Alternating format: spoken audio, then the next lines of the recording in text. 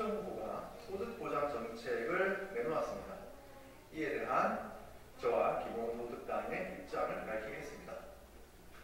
심상정 후보는 누구든 소득 상실로 삶이 위기에 처하지 않도록 이른바 평생소득을 국가가 보장하겠다고 했습니다.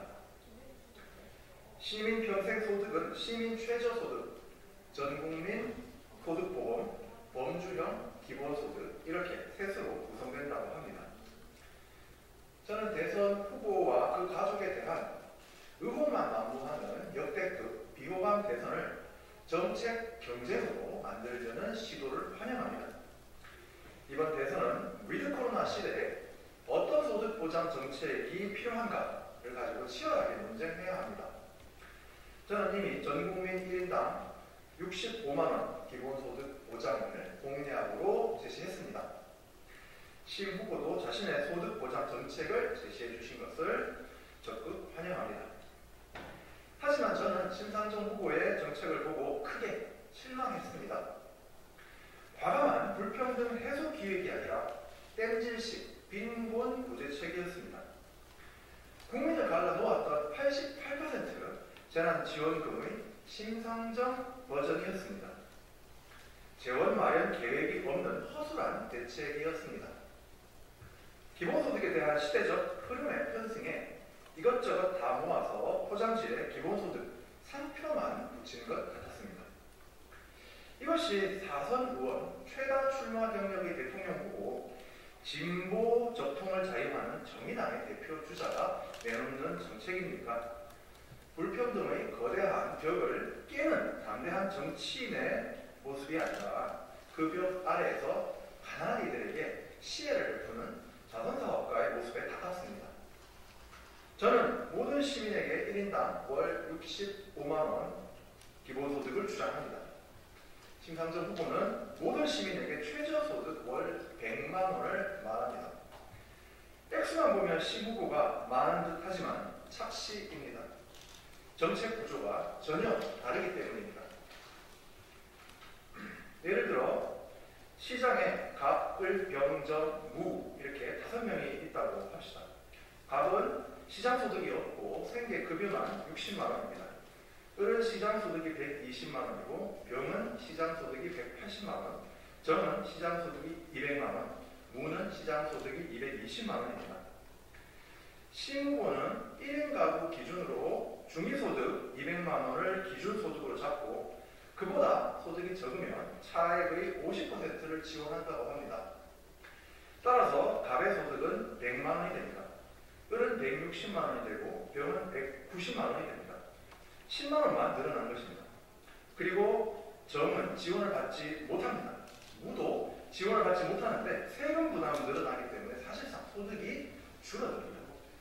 저 오준호는 말 그대로 모든 국민에게 동등한 액수를 지급합니다. 기본소득 금액은 2023년에 월 40만원에서 2026년에 월 65만원으로 늘어납니다. 2033년에는 월 100만원, 1인당 100만원의 기본소득이 목표입니다. 그러나 기존 복지수급자의 소득이 줄지 않는 것이 원칙입니다. 그래서 2023년에 기본소득을 받게 되면 갑은 100만원, 을은 160만원, 병은 220만원, 정은 240만원으로 그리고 무의 소득도 260만원으로 모두가 소득이 증가합니다. 2026년에는 갑, 을, 병, 정, 무 모두 각각 105만원, 185만원, 245만원, 265만원, 285만원으로 소득이 더 늘어납니다. 심상정 후보의 정책에서는 아무도 100만원을 실제로 받지 않습니다. 시장소득이 없는 기존의 복지수급자는 이미 받고 있던 생계급여와 100만원의 차액만 받을 뿐입니다. 시장소득이 200만원 언저리에 있는 근로빈곤층은 고작 10만원 내외의 푼돈만 받습니다. 그나마도 200만원보다 조금이라도 시장소득이 높으면 제도에서 배제되고 세금 부담만 지게 됩니다. 근로빈곤층을 포함한 대다수 중간소득 계층이 부담은 늘고 혜택은 없는 제도, 이것이 과연 현재의 제도보다 정의롭습니까? 시민 최저소득은 선별적인 기존의 복지 구조를 전혀 건드리지 않고 사각지대만 약간 보완하면서 치명적인 약점까지 있습니다. 첫째 약점은 제도가 지속 가능하지 않다는 겁니다. 시민 최저소득은 모두 노동에서 기본 생계를 해결한다는 전제에서 모자라는 소득만 채워준다고 합니다. 그런데 소득이 200만 원 이하인 사람에게는 노동을 할 유인이 줄어듭니다. 100만 원을 버는 사람이 국가에서 50만 원을 지원받으면 150만 원이 되는데 그가 여기에서 노동을 하여 50만 원을 더 벌면 총소득은 175만 원이 됩니다. 일하지 않고 150만 원을 받는 게 더 낫다라고 판단할 수 있습니다. 반대로 200만 원 이상 버는 사람은 노동시간을 전혀 줄일 수가 없습니다. 기준소득 이하로는 일할 동기가 줄어들고 그 위로는 여전히 과로해야 하며 이 제도에 반대하게 됩니다. 둘째, 시민 최저소득 하에서는 저소득층이 일을 안 하려 하면 예산이 급격히 늘어날 것입니다. 오세훈 서울시장의 안심소득, 그 최초 모델을 감안해서 시 후보의 시민 최저소득 예산을 추정하면 35조에서 약 40조 규모입니다. 시 후보는 기존 복지 구조조정을 최소화하겠다고 했으므로 예산은 더 늘어날 것입니다. 시 후보는 이에 대해 아무런 계획도 내놓지 않았습니다. 게다가 중위소득 증가를 고려해서 최저소득 수준도 높인다는 것인지 시간이 흘러도 최저소득 100만 원에 딱 맞추겠다는 것인지 알 수가 없습니다. 전자라면 재원 계획이 없다면 불가능하고 후자라면 수혜 대상이 점점 줄어 지금의 기초생활보장제도와 차이가 없어질 것입니다. 셋째, 시민 최저소득은 가구 단위 지급으로 개인별 복지 지원이라는 시대적 흐름에 역행합니다. 게다가 가구 구성원이 늘어나면 1인 가구 각각 받는 금액을 합치는 것보다 지원이 적어집니다. 시 후보의 정책은 가족 내 피부양자가 부양자에게 의존할 수밖에 없다는 점도 문제이고 가족을 각각의 1인 가구로 해체하려는 유인을 제공하는 점도 문제입니다. 저소득층일수록 가족의 해체가 일어날 가능성이 높습니다. 저 오준호는 전국민 기본소득 공약과 함께 기본소득 목적세 신설, 기존소득세제의 비과세, 반면에 과감한 축소를 재원 계획으로 제시했습니다. 저희 기본소득 공약은 소수에게 집중된 부의 과감한 재분배에 과감한 증세를 통한 불평등 해소 기획입니다. 그러나 시 후보는 증세를 비롯한 재원 마련 계획이 없고 기존 복지제도를 통폐합하겠다고만 합니다.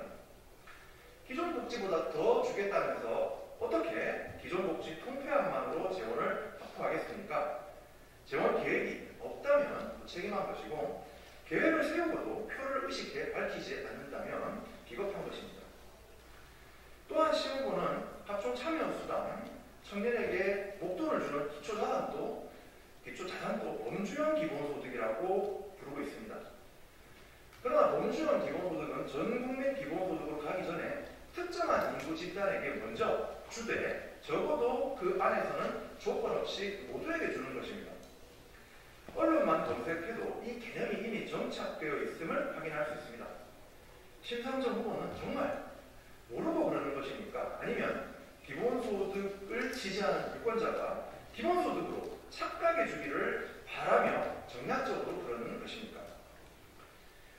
개념에 혼란을 주면 정책에 대한 정확한 평가나 효과의 추정, 예산 계획을 할 수가 없습니다. 가령 시 후보는 범주형 기본소득의 하나로 적정 수준으로 기초연금을 인상하자고 하는데 그것은 모든 노인에게 기본소득처럼 지급하는 것입니까? 아니면 지금처럼 선별적인 기초연금인 것입니까? 저는 고용보험을 소득보험으로 전환하는 것을 환영합니다. 여러 참여수당 도입도 긍정적입니다. 다만 시민 최저소득, 전국민 소득보험, 여러 참여수당을 도입하는데도 막대한 예산이 들 것입니다. 그렇다면 증세에 훨씬 유리하고 사각지대가 없고 제도가 단순하며 실업의 덫을 만들지 않는 기본소득이 훨씬 낫습니다.